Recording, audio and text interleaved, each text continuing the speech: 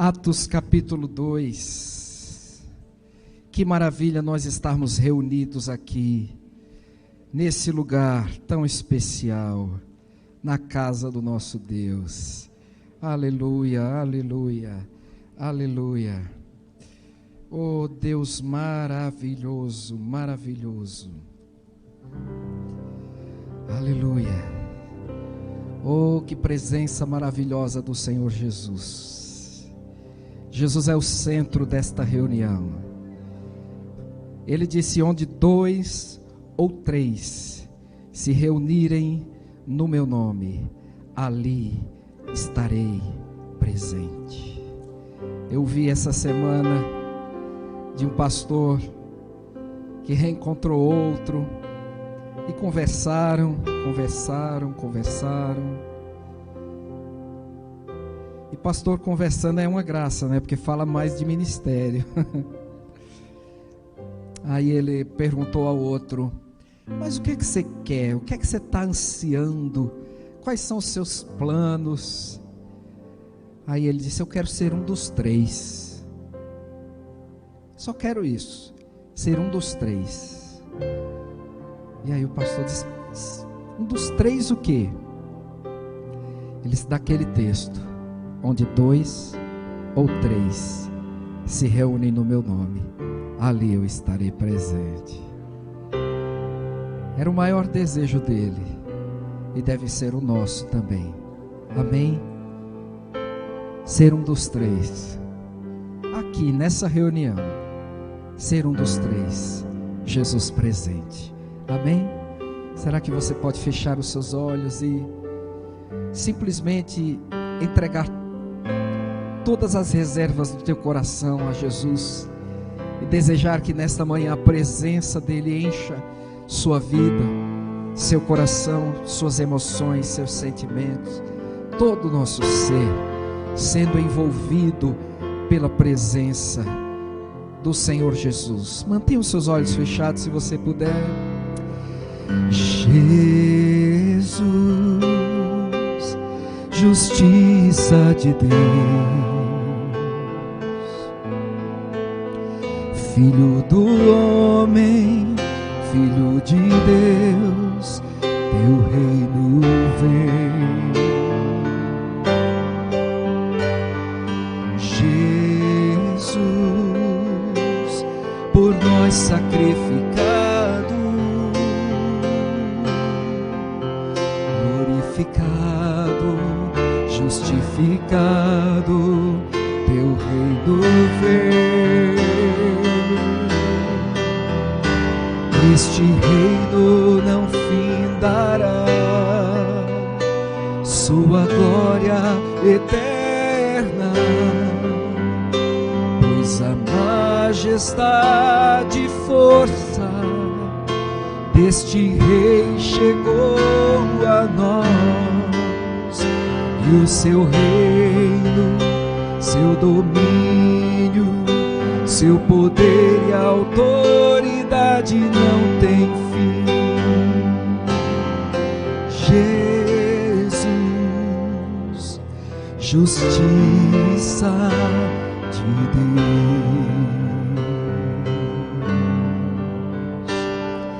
Jesus,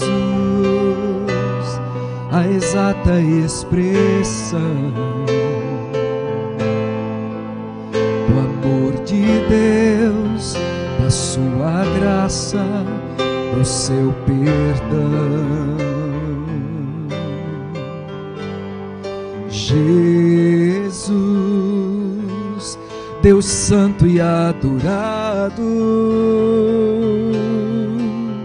glorificado, justificado, teu reino vem.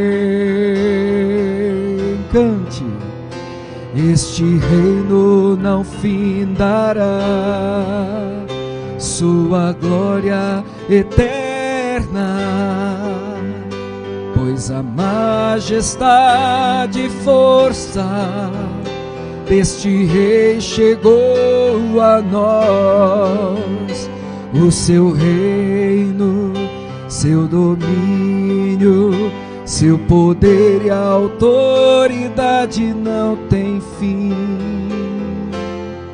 Jesus, justiça de Deus.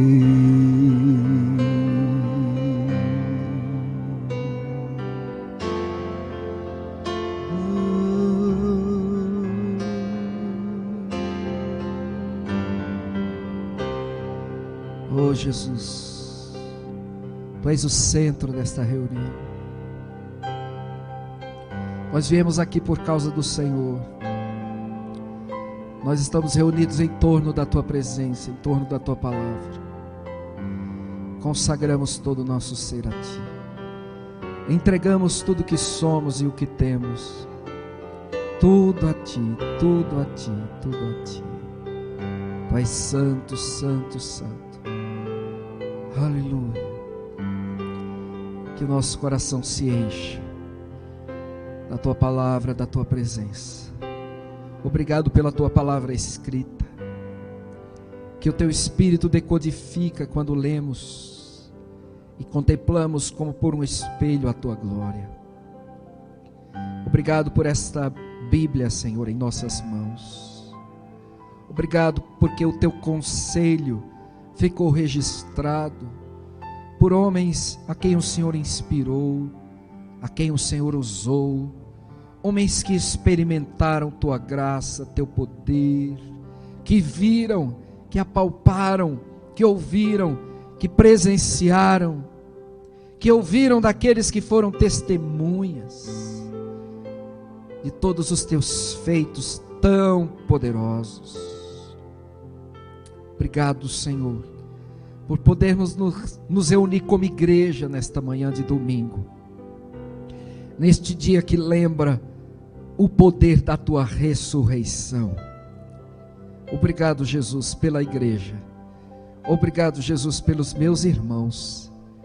Obrigado, Jesus, porque somos um só em Ti, um só corpo, uma só fé, uma só esperança, um só batismo, um só Senhor Jesus Cristo, um só Espírito, um só Deus e Pai de cada um de nós. Obrigado porque somos membros uns dos outros, membros do Teu corpo espiritual na terra, e o Senhor é o nosso cabeça, que nos guia, que nos dirige, que determina os nossos movimentos, que determina a ligação, a justa cooperação das juntas, e juntos operamos para o crescimento do corpo, para a edificação uns dos outros, crescendo em tudo, em Cristo, que é a cabeça do corpo. Obrigado, Jesus, por esse tempo de jejum e oração que temos experimentado. Obrigado, porque Tua graça é abundante sobre nós. Obrigado, porque onde está a Tua presença, ali existe cura, libertação, restauração, salvação. Toda a necessidade espiritual, física, emocional é suprida pelo Teu poder liberado neste lugar. E assim nós Te glorificamos. Levante as suas mãos se você puder e agradeça ao Senhor Jesus por esse espaço, por esse tempo tão glorioso na presença dEle, em nome de Jesus. Se você puder, aplauda ao Senhor. Aleluia. Glória a Deus. Aleluia. Eu queria cumprimentar os irmãos que estão online. A Neuza, a pastora Conceição. Aleluia. A Lucivânia, a Ingrid, a Vera Lúcia. Deus abençoe a Maria Augusta, a Daniela Barros, a Brase, a irmã Hélida, a Lúcia Veloso e o Miron.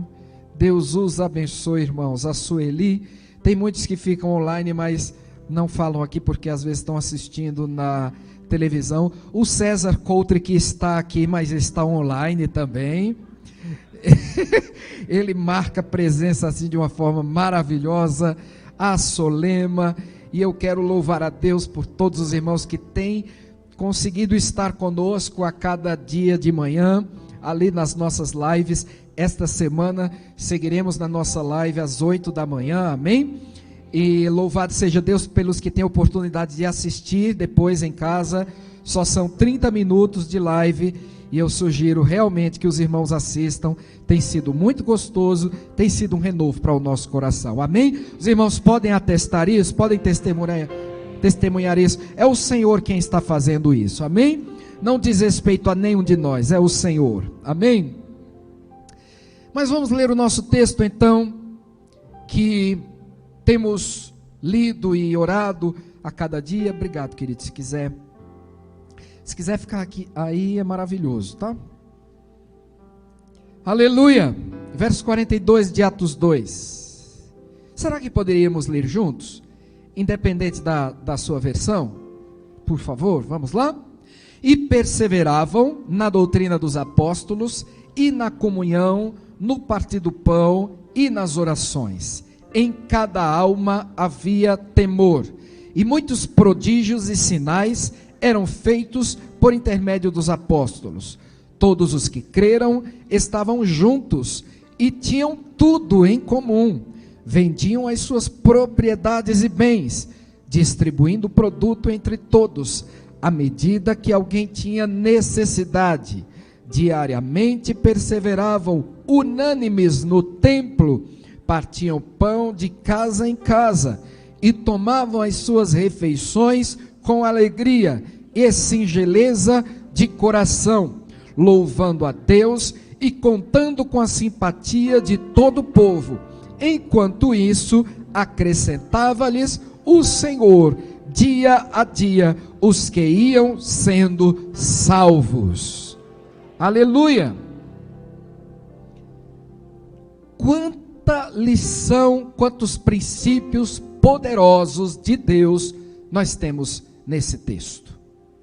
Um texto relativamente curto, mas que mostra a beleza da igreja ali em Jerusalém, no primeiro século, daqueles discípulos do Senhor Jesus Cristo, vivendo uma vida que valia a pena, vivendo uma vida transformada, uma vida de testemunho para toda a sociedade. E é isso que nós queremos na nossa vida. Diga amém em nome de Jesus. Uma vida de testemunho, uma vida transformada, uma vida que reflete Cristo, amém? Você quer isso para você? Ô irmãos, eu quero. Se eu sou templo e santuário do Espírito Santo, e o Espírito Santo é o próprio Espírito de Jesus Cristo, e não é um espírito de segunda categoria, e um espírito diferente.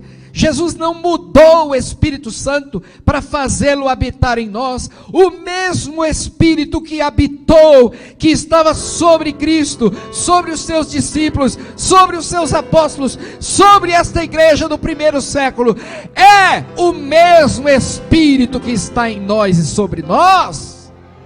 É o mesmo.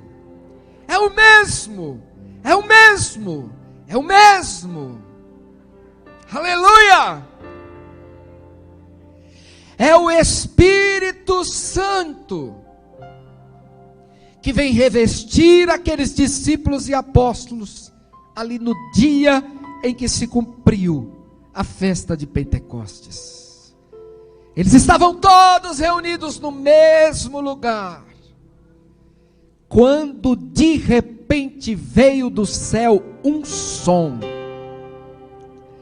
encheu toda a casa onde estavam assentados. Foram vistas sobre eles línguas repartidas como que de fogo, que pousava sobre a cabeça de cada um deles.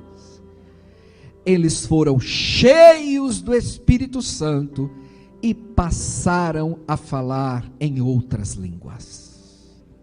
Ali em Jerusalém estavam homens de muitas nações, pardos, medos, elemitas, e eles os ouviam falar na sua língua materna, aquele milagre poderosíssimo, que fez com que aqueles homens passassem a falar numa linguagem sobrenatural, e o Espírito decodificasse no ouvido daqueles homens que aqueles discípulos e apóstolos estavam falando as maravilhas de Deus,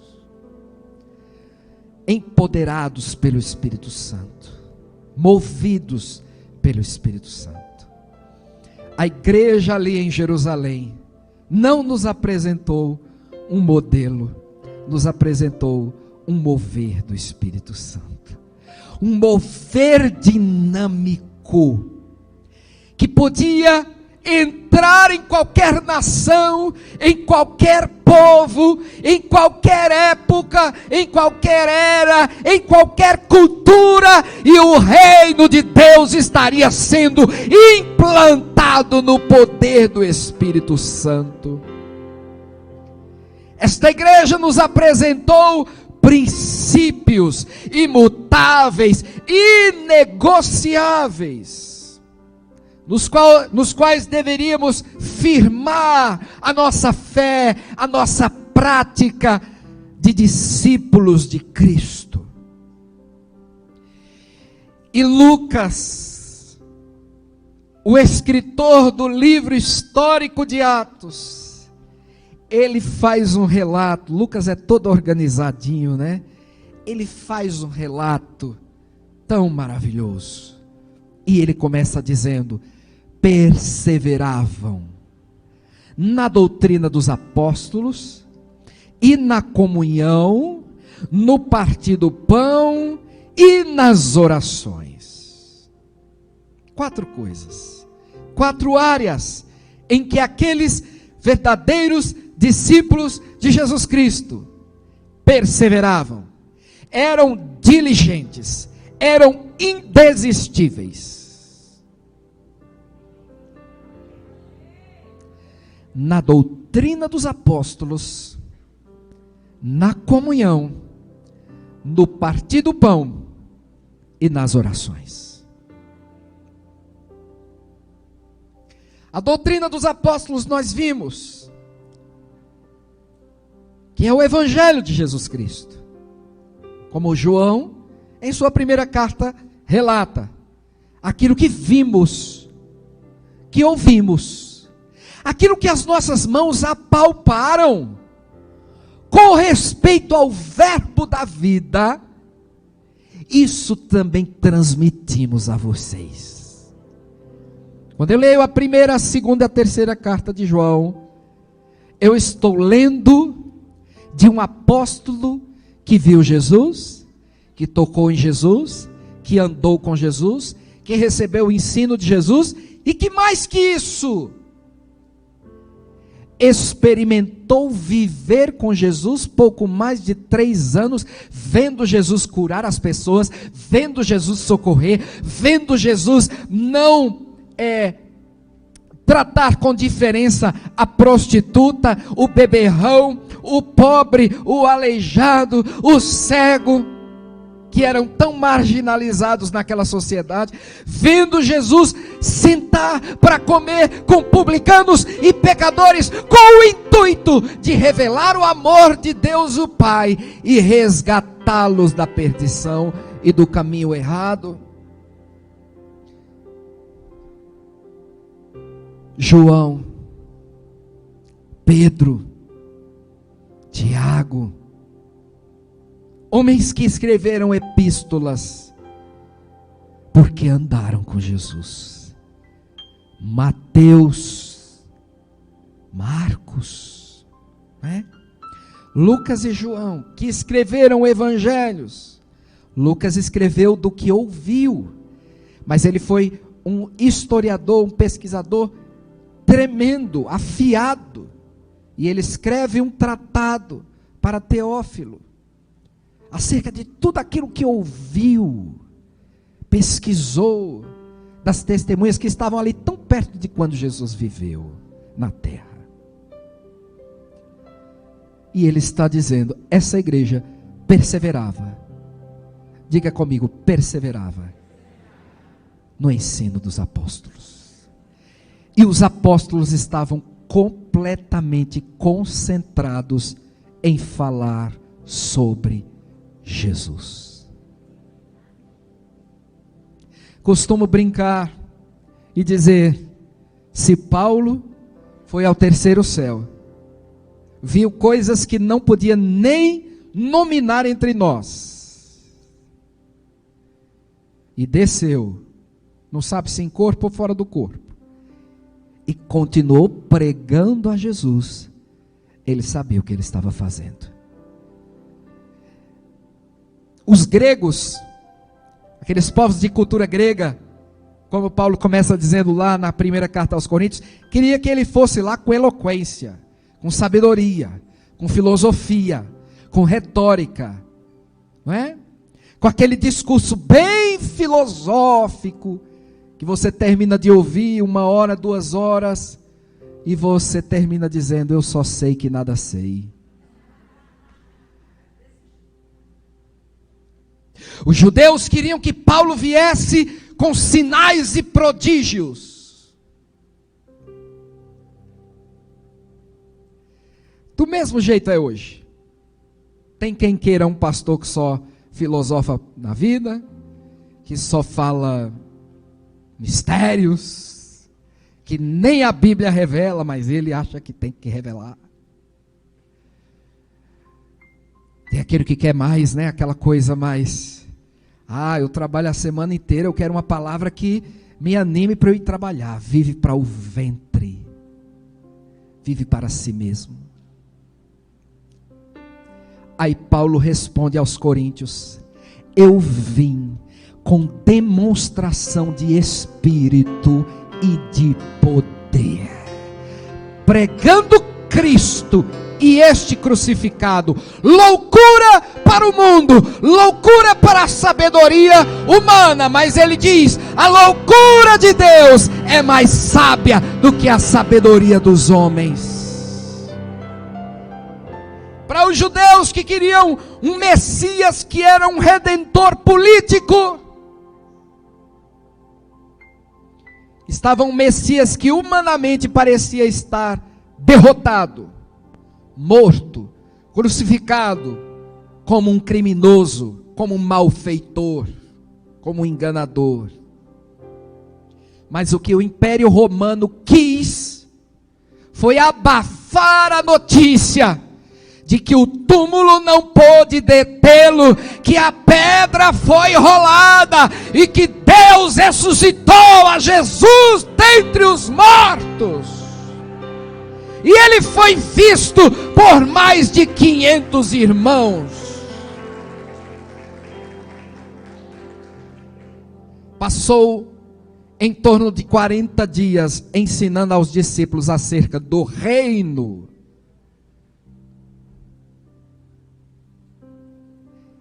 Abrindo um parênteses, eu queria mesmo, era aquela aula que Jesus deu aos discípulos de Emaús. Os discípulos de Emaús estavam tristes, caminhando para a sua casa. No caminho Jesus se juntou a eles, eles não o reconheceram, até porque fazia poucos dias que Jesus tinha sido crucificado e sepultado. Havia uma guarda romana na porta do sepulcro, porque os romanos sabiam que havia uma profecia que Jesus ressuscitaria, e eles disseram, vamos guardar muito bem isso aqui, porque senão os discípulos vão vir, vão roubar o corpo e vão dizer que ele ressuscitou. Mas nem precisou, porque quando o anjão, aquele anjo, desceu para rolar a pedra, os caras caíram todos como mortos. Não morreram, com um propósito. Saíram dali e foram dizer o que é que aconteceu. E o que foi que o Império Romano fez? O que é que o governo romano fez? Deu dinheiro para que eles mentissem e dissessem, os discípulos vieram e roubaram o corpo.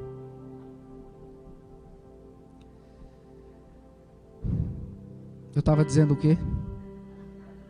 No meu parênteses, sim, da aula que Jesus deu aos discípulos no caminho de Emaús. Enquanto eles estavam caminhando, Jesus disse, o que vocês estão conversando? Jesus é maravilhoso, né? Você não está sabendo de tudo que aconteceu aqui? E foram informar Jesus que tinham matado Jesus, que tinham sepultado Jesus. Estava aquela bagunça, aquele perrengue. E Jesus diz: ó nécios e tardios de coração, para crerem em tudo que os profetas falaram.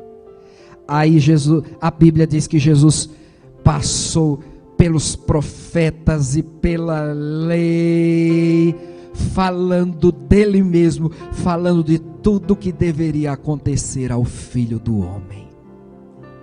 Oh, aula maravilhosa!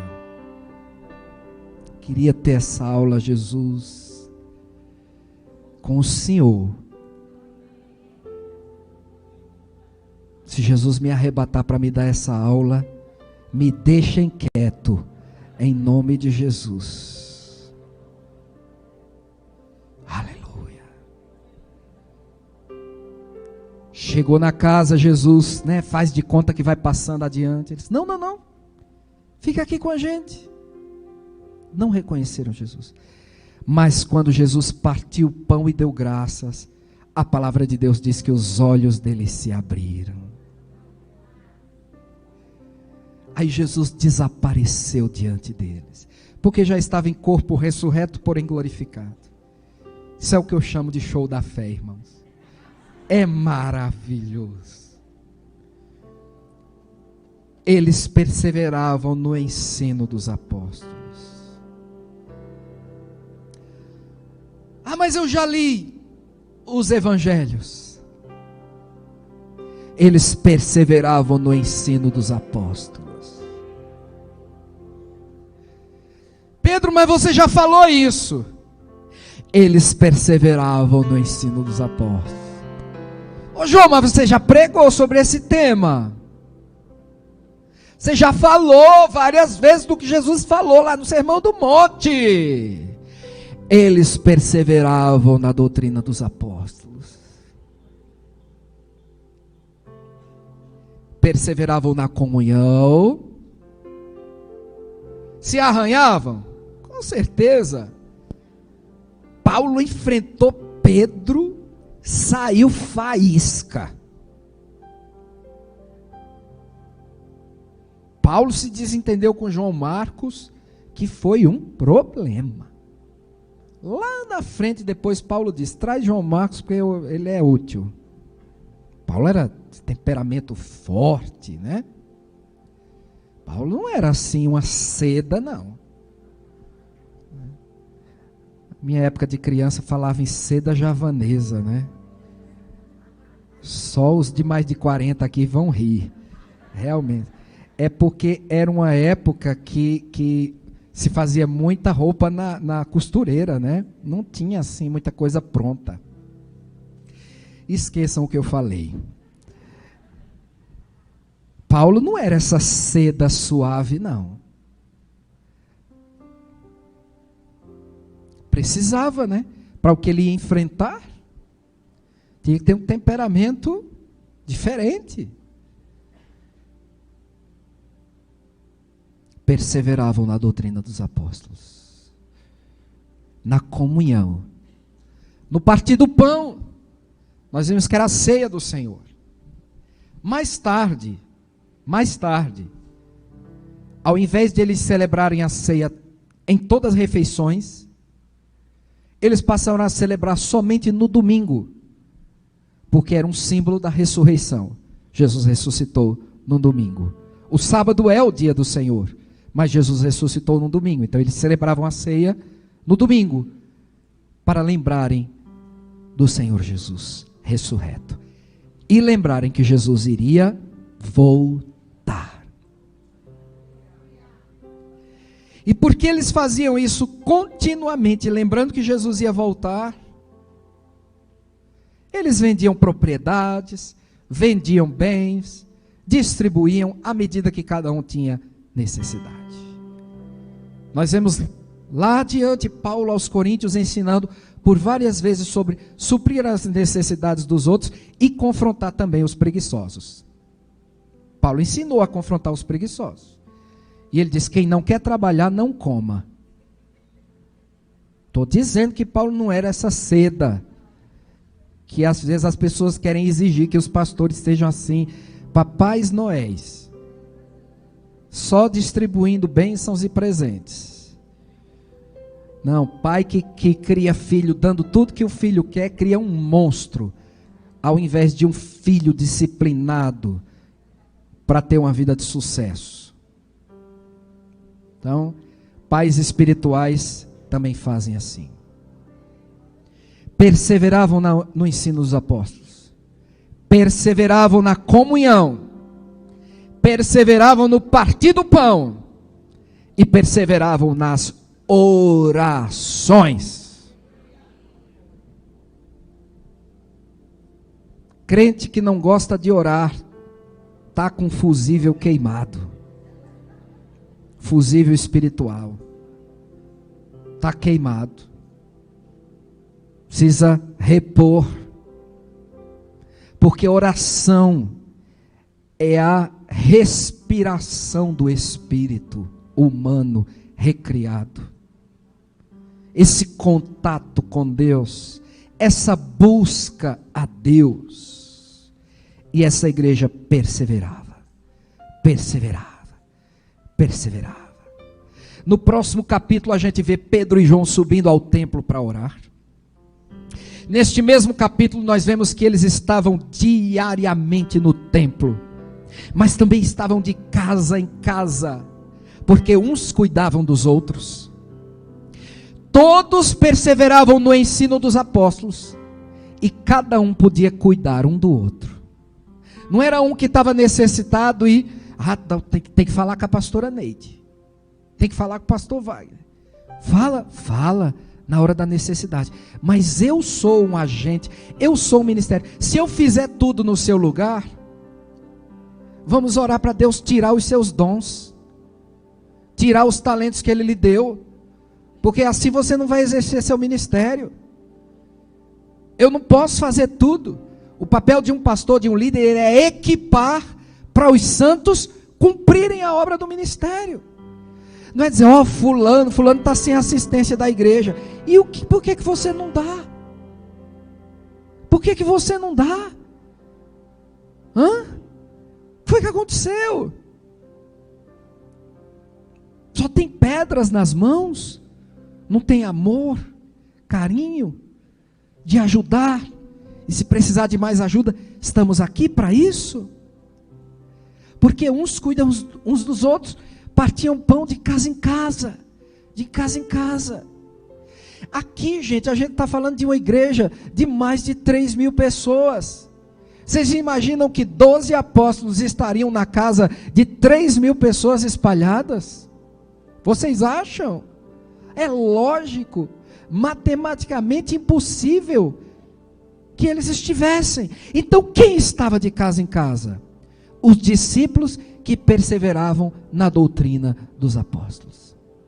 Entendem? Sim ou não? Essa é a igreja de Jesus. É uma igreja simples, é uma igreja cheia do Espírito, é uma igreja cheia da palavra, é uma igreja cheia dos valores de Cristo. É uma igreja cujos olhos não estão fixados aqui na terra, querem enriquecer, querem entesourar. Amém, amém. Nós precisamos de pessoas a quem Deus dá recursos, pessoas que sabem administrar recursos financeiros. Nós precisamos. Elas não estão em pecado por enriquecer, por prosperar. Não seja o nosso olho cobiçoso, invejoso. Paulo ensina: os ricos tenham misericórdia, porque até mesmo eles doavam a quem não merecia, digamos assim. Eles perseveravam. Em cada alma havia temor. Temor é uma visão clara, mais clara de Deus. Eu reconheço o amor e a misericórdia e o perdão de Deus. e reconheço a justiça, a soberania e a santidade de Deus. Eu sei que Deus é amor, mas eu sei que Deus é justiça. Quando eu peco, quando eu escorrego, eu venho a Deus. Eu venho a Deus porque reconheço que Ele é misericordioso e perdoa. E venho a Deus porque eu sei que Ele é santo e eu preciso me arrepender do meu pecado. Isso é temor. O medo nos faz correr de Deus. Como Caim se escondeu. Como Adão e Eva se esconderam. Mas que bonito é olhar para a vida, por exemplo, de Davi, que peca e escreve um salmo. Enquanto eu calei o meu pecado, os meus ossos apodreceram, tua mão pesava sobre mim, e o meu vigor, a minha força, chegou ao fim. Até que eu confessei-te o meu pecado, e recebi o teu perdão. Em cada alma havia temor, e muitos prodígios e sinais eram feitos por intermédio dos apóstolos. Uma igreja que vive milagres. Olhe em seu redor aqui nesse templo, se você puder e quiser. Nós vamos viver milagres. E os milagres não vão caber aqui dentro, eles vão estourar por estas portas. Você vai levar milagres aonde você for. Você recebe isso lá no seu coração, no seu espírito. Essa igreja que persevera vai andar em milagres. Todos os que creram estavam juntos. Diga comigo, juntos. Talvez hoje Lucas escrevesse juntos e misturados. Tinham tudo em comum. Irmãos, sabe o que é que me faz ter comunhão com o pastor Ivan, com a Débora, com a Andréa, o Nilson, com a irmã Beth, César, com o Luciano, com o Nelson, com o Tércio, com o Mauro? Sabe o que é que me faz ter comunhão com o Márcio, com a Fran? É uma coisa poderosíssima que nós temos em comum. Um só Deus, um só Senhor, um só Espírito, um só batismo, uma só fé, uma só esperança. Nós temos visto na nossa nação um movimento pela unidade da igreja. E não é o movimento movido pela política, por interesses. É um movimento genuíno do Espírito Santo. Nós temos visto igreja presbiteriana reunindo batistas, congregacionais, metodistas, assembleanos, neopentecostais, para juntos numa reunião buscarem avivamento. Presbiterianos cheios do Espírito Santo, que não oram em outras línguas, mas estão ali acessando os céus através da sua oração. E outros falando em línguas, profetizando, que estão acessando os céus por meio da sua oração. E Jesus tem ficado feliz com isso. E Ele tem feito coisas novas. A gente vai amadurecendo. E ao invés de criticar mais, a gente visualiza o que a gente não concorda doutrinariamente, mas potencializa aquilo no qual a gente pode se unir. Um só Deus, um só Espírito, um só Senhor, uma só fé, um só batismo, uma só esperança. Tinham tudo em comum, vendiam suas propriedades e bens. Jesus estava voltando, distribuía o produto entre todos à medida que alguém tinha necessidade. Diariamente perseveravam unânimes no templo, partiam pão de casa em casa, tomavam suas refeições com alegria, com singeleza de coração. E eles tinham a festa ágape. É o nosso junta-panela. Todo mundo vem com a sua comida e nós vamos comer juntos. E como eu disse aqui, lá naquele primeiro domingo de fevereiro, se o rico trouxesse caviar, o pobre também ia comer caviar. Eu nunca comi, parece que não é bom, né? Diz que comida de pobre é que é mais gostosa, né? Tem mais tempero, tem mais, né? Tem mais fartura, né? Eu nunca fui num restaurante assim, muito fino, muito chique. Mas quando eu vejo as fotos, eu também não me animo para ir, não. Eu gosto de prato cheio, né? Não tem aquela coisa de degustar. Não. O negócio é churrascaria no rodízio. É assim, para a gente sair pesado, com sono, dando glória a Deus. E quando é para jejuar, a gente jejua também, né? Tira tudo que gosta, não tem problema nenhum. Não morre, seca a barriga. Uma bênção, uma bênção. Vez por outra tem que fazer isso. Ficar mais crente também, mais leve. Havia alegria e singeleza de coração para comerem juntos.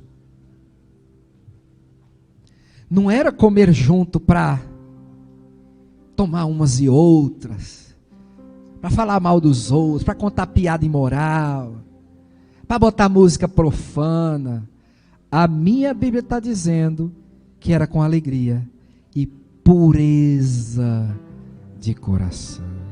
Se eu vou para uma festa e eu saio sem vontade de orar, sem vontade de glorificar a Deus, sem gratidão no meu coração, o que rolou naquela festa não foi 2 ou 3 reunidos no nome de Jesus.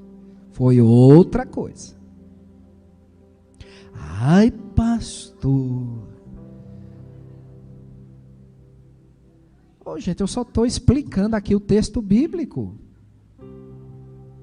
Texto bíblico. A gente quer ser de Jesus, mas só quer ser de Jesus para Jesus responder oração, lista de pedido. Quem quer ser de Jesus vai andar nos passos de Jesus. Vai ser diferente. Vai ser diferente, sim. É no amor. Não, é no amor, é na santidade, é na pureza, é no falar, é no pensar, é na administração financeira. Vai ser diferente. Pastor, mas muita gente... Tem que dizer como as mães da gente diziam quando a gente era criança, né? Você não é todo mundo. Você é meu filho, né? Mas mãe, o meu colega... A mãe dele que cuide dele. Você é meu filho. E é o que eu digo aqui para vocês. Amém. Louvando a Deus e contando com a simpatia de todo o povo. A igreja, eu gosto de dizer essas coisas, às vezes alguém diz, não pastor, pega uma reunião privada para você dizer, porque, não, eu preciso dizer aqui a todo mundo, nem todo mundo vem numa reunião privada comigo. O que a mídia, o que a academia, o que a ciência, reforça e constrói narrativas contra a igreja, é desumano, é desleal, é diabólico. O que eu digo é que no dia a dia, você tem a simpatia de pessoas que trabalham com você, o carinho e o amor de gente que não é evangélico, não é católico, às vezes é espírita, é umbandista, é ateísta, é shintoísta, é budista, não é nada. Mas as pessoas gostam de você, porque você transmite amor, singeleza, gentileza, longanimidade, ou pelo menos deveria. Essa semana eu dei uma resposta atravessada a uma pessoa que estava sendo muito injusta comigo. Dei uma resposta atravessada. Mas, irmãos, quem nasce de novo, o Espírito Santo não deixa quieto, não deixa pecar em paz. Gente, não tem paz para pecar.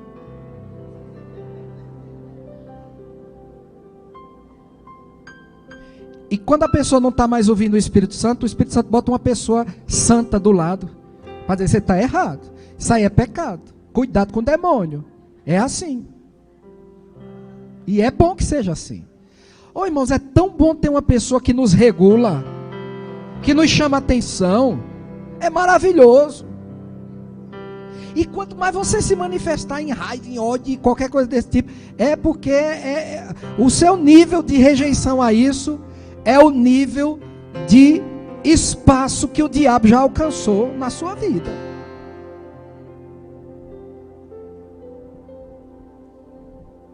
Daqui a 30 minutos eu escrevi para a pessoa: ô fulano, ele não é crente, eu sou fulano, você me perdoa? Eu queria pedir perdão a você. Eu respondi você de forma errada, eu falei com você de forma inadequada. Por favor, desconsidere. Aí ele respondeu: fica tranquilo, eu compreendo você, obrigado pelo seu retorno. Aí a paz me foi restituída. Porque escorregar, a gente escorrega, gente. Mas a gente está andando com Jesus, a gente não tem paz de andar fora do trilho. O Espírito Santo pega a gente. Logo num período que a gente está orando mais, sendo mais crente, né? Pelo menos a gente está buscando, né? Aí ao mínimo sinal,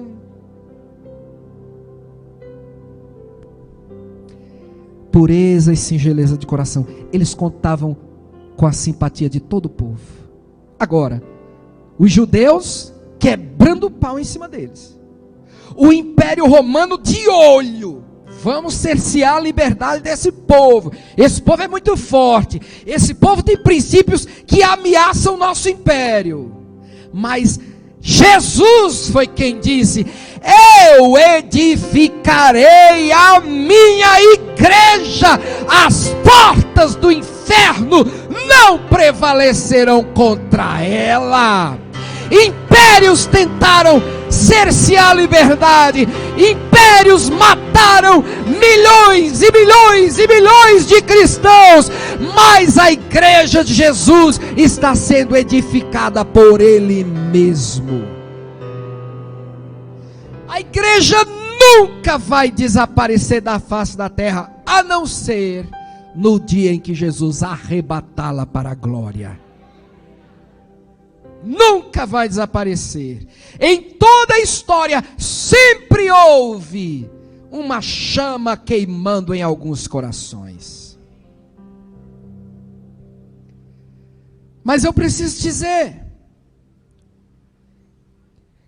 a igreja tem 2000 anos de história, mas ela nunca foi tão perseguida quanto na atualidade. Você diz: ah, pastor, que bobagem, a gente vem para a igreja, a gente é livre. Será que você só pensa no Brasil? O corpo de Cristo está espalhado pelo mundo inteiro. Hoje, são em torno de 360 milhões de cristãos que estão debaixo de perseguição. 360 milhões. E isso acontece principalmente nos países comunistas.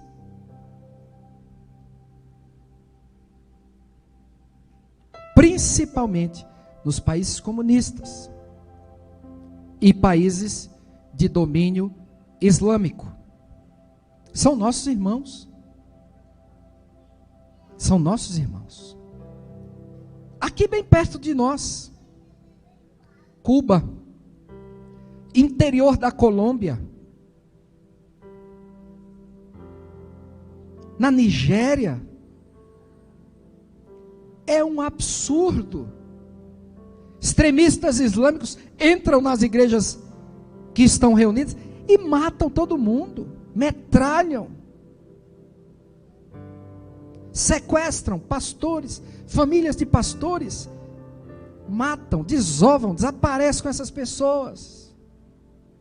Não há na terra, em toda a história, um povo mais perseguido do que o povo cristão. Em 64 depois de Cristo, estourou a perseguição, quando Nero colocou fogo em Roma, capital do império, mais de 1 milhão de habitantes, de quase 20 bairros, 14 foram completamente destruídos. E ele sugeriu que aquele incêndio tinha sido causado pelos cristãos que moravam em Roma. Passaram a crucificar os cristãos. Mais de 10 mil cristãos foram crucificados e mortos naquela época. A história diz que faltou madeira para fazer cruz para matar cristãos. Quando faltou madeira, eles banhavam os cristãos de piche e tocavam fogo e colocavam nas ruas para iluminar a noite na cidade de Roma.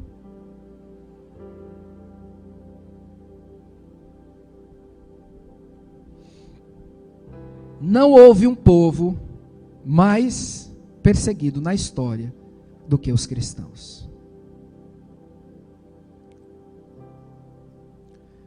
Na idade das trevas, os cristãos perseguiram, movidos por um império religioso e político, mas isso não representa os cristãos verdadeiros.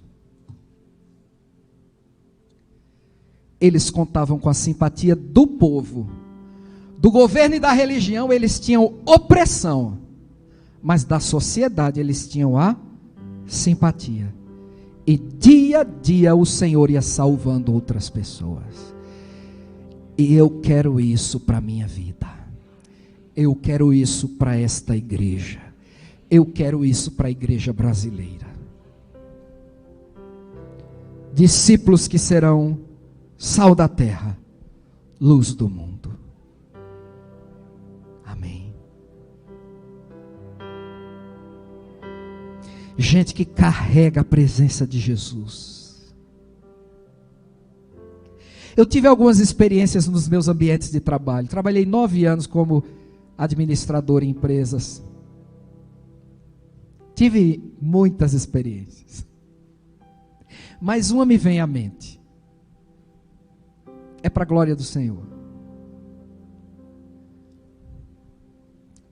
A minha patroa me emprestou o carro dela para eu fazer uma viagem da empresa.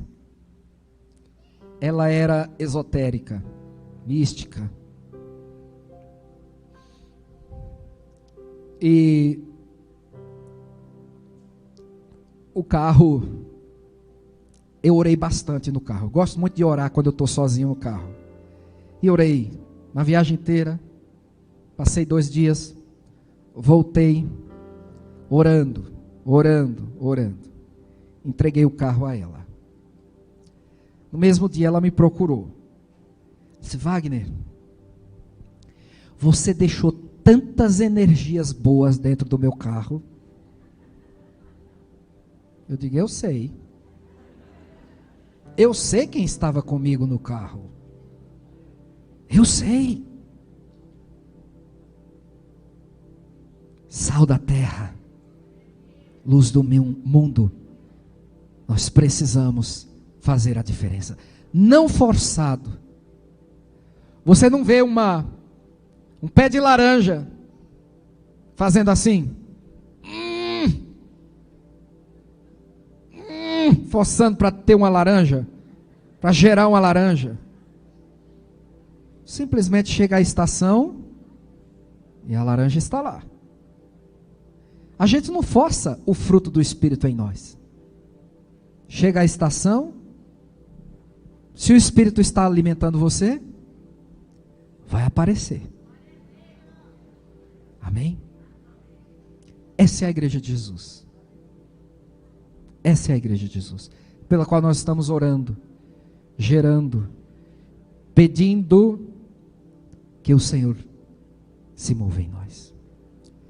Quero concluir dizendo que todas essas marcas na igreja têm um motivo: porque eles perseveravam no Evangelho. Outra coisa que eu costumo dizer e repito: se você lê a Bíblia, não para ter conhecimento, mas para ser transformado, você começa ali em Mateus, começa lendo genealogia, gestação de Jesus, nascimento de Jesus, perseguição a Jesus. Jesus começa seu ministério público, a tentação de Jesus, Jesus cheio do Espírito, Jesus pregando, e passa por Mateus nos capítulos 5, 6 e 7. Se você ficar ali anos em Mateus 5, 6 e 7, orando para que aquele ensino de Jesus seja introduzido no seu coração, você já tem trabalho para o resto da vida. Eu também. Estou falando de você, mas nós. Qual é o segredo de sermos igreja de Jesus e manifestarmos seu caráter e sua missão, perseverando no ensino de Jesus?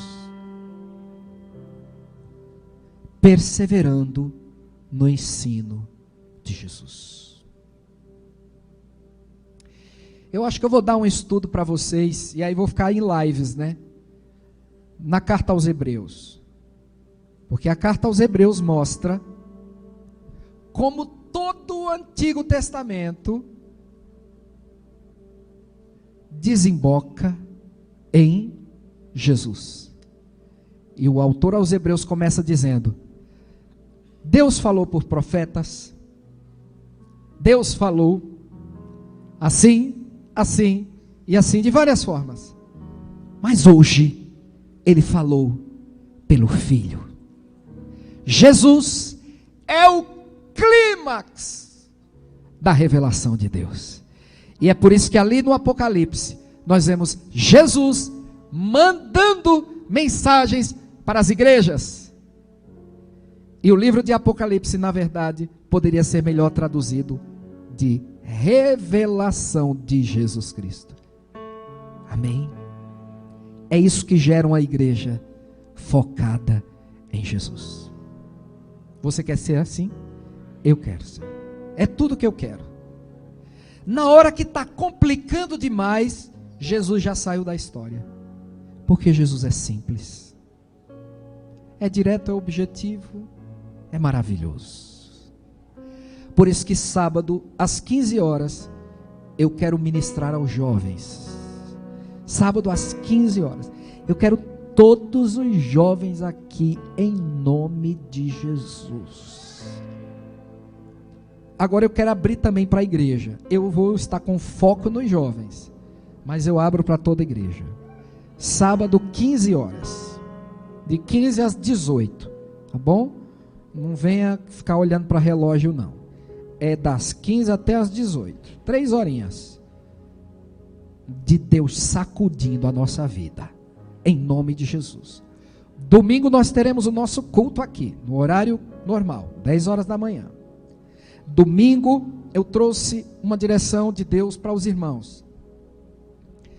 Nós vamos ungir todo mundo. E nós vamos ungir as famílias completas. Completas como der. Se só é a mãe e os filhos, vai ser mãe e os filhos. Se é o avô com os netos, avô com os netos, não tem problema. E se é sozinho também, nós vamos ungir sozinho. E você vai receber a unção de formar a sua família. Se quiser, claro. Nós vamos ungir todos vocês. Nós vamos trazer uma oferta de sacrifício. Eu nunca fiz isso aqui. Eu nunca fiz. E às vezes a gente fica até meio bloqueado de fazer, porque a gente vê gente fazendo com tanta loucura e prometendo o que não pode prometer, porque a palavra de Deus não promete. Mas veio ao meu coração fortemente de trazermos uma oferta de sacrifício ao Senhor. Uma oferta que nos custe. Nos apresentando diante do altar de Deus. E dizendo, a minha família é forte no Senhor. A minha família vai conhecer a Deus, vai se tornar forte. E no nome do Senhor fará proezas. Você vai profetizar. É um tempo novo para mim e para minha família. E é um tempo de Deus fazer proezas através de nós. Então venha bonito, cheiroso em nome de Jesus. Venha assim, para se pastor, Deus vê o coração. Lógico que Ele vê o coração. É lógico.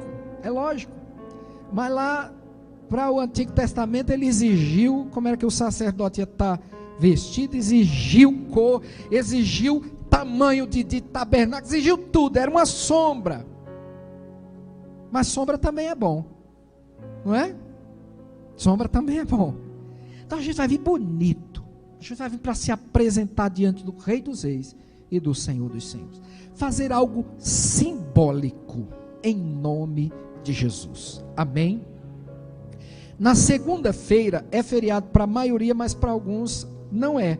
Então nós vamos fazer um encontro online. Na segunda-feira, às 18 horas, vai ser um encontro online, de muita oração, proclamação, e para finalizar nossa programação deste período, que era o período de carnaval, mas o carnaval em nome de Jesus vai acabar, em nome de Jesus, para o povo não ter tanta oportunidade de pecar, né, gente? Vamos botar esse povo para orar, para clamar a Deus por essa nação, que é o que a gente precisa. Na terça-feira, todos os que estão envolvidos em quaisquer ministérios aqui da igreja, eu quero fazer uma reunião com vocês, talvez a mais especial que eu já fiz em toda a minha vida. Na terça-feira vai estar completando 10 anos exatos que nós chegamos aqui em São Paulo. 10 anos exatos. E eu queria transferir do meu coração para todo mundo que serve em alguma área nessa igreja, que lidera alguma área dessa igreja. Terça-feira, 9 da manhã, nós vamos estar aqui fechando esse período, dizendo que algo novo de Deus já está acontecendo para a glória do nome de Jesus. Amém?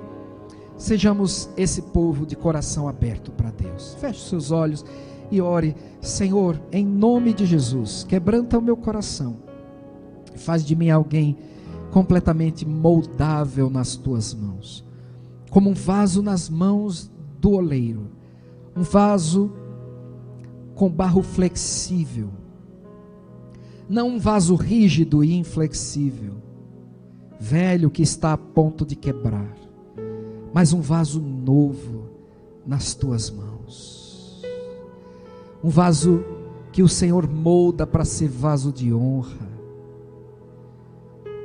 Deus, em nome de Jesus, neste tempo, vem mudando o nosso coração, nossa mente, nossa alma, vem moldando, Senhor, pensamentos, sentimentos, vem movendo em nós para que nós possamos nos entregar a Ti de forma sincera, completa, particular,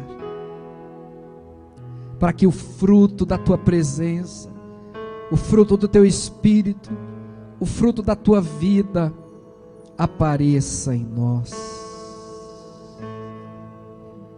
Senhor, que o nosso coração seja movido pelo Teu Espírito, a Te amar mais, a ter mais intimidade contigo. Se você puder, põe a mão sobre o seu peito, sobre o seu coração, e ore por um coração diferente, um coração novo. Aleluia. Aleluia. Renova-me, Senhor Jesus. Ore por você mesmo. Põe em mim teu coração,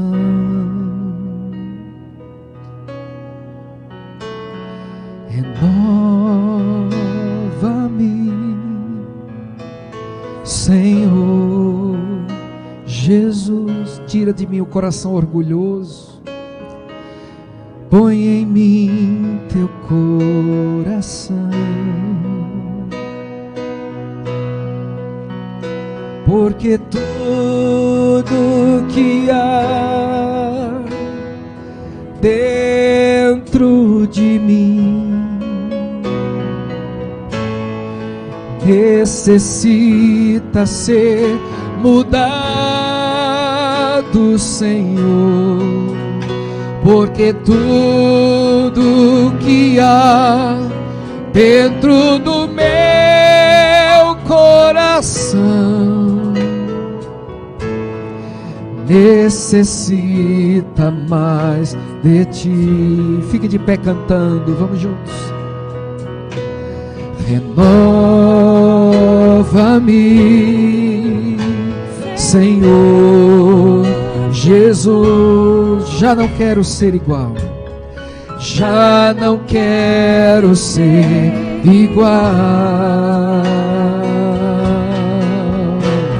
Renova-me, Senhor Jesus.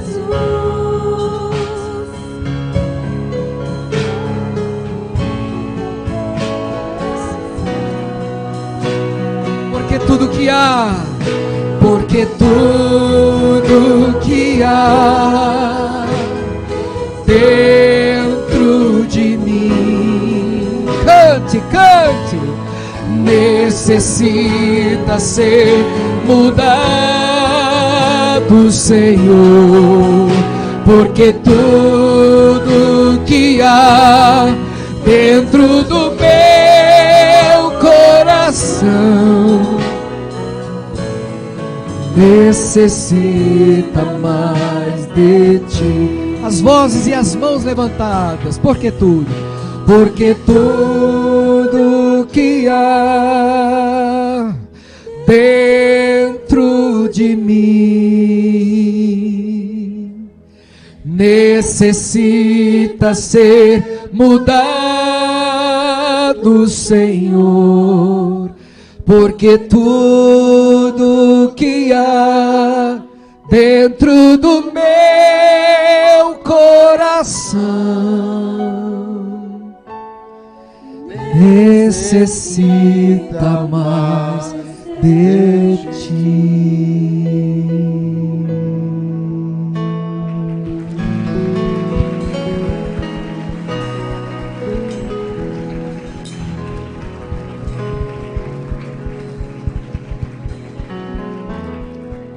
Eu quero ser um dos três, Jesus. Eu quero estar no meio de 2 ou 3 que se reúnem no teu nome, e tu estás presente. Jesus, que nós tenhamos uma vida particular e uma vida pública em que o Senhor está presente. Que o Senhor esteja presente na nossa vida particular e na nossa casa. Que o ambiente da nossa casa não te entristeça, não te expulse. Que o ambiente da nossa casa te atraia. Que o ambiente da nossa casa te glorifique. Que eu seja canal para que o ambiente do meu trabalho também te atraia e te glorifique. Que eu leve a tua presença onde eu for. que eu comunique a tua palavra onde eu for, e que essa igreja prove uma poderosa e perene visitação do Senhor. Que ao nos reunir, o que seja mais importante em cada coração é que a tua presença seja real e toque a cada um de nós, e mude os nossos corações, e repreenda os nossos pecados, para que vivamos de forma agradável aos teus olhos. Nos consagramos a ti, Jesus, e dizemos que tu és o nosso maior tesouro, o nosso Deus e o nosso Senhor. Que Yahvé te abençoe e te guarde. Que o nosso Deus Yahvé faça resplandecer o seu rosto sobre ti e tenha misericórdia de ti.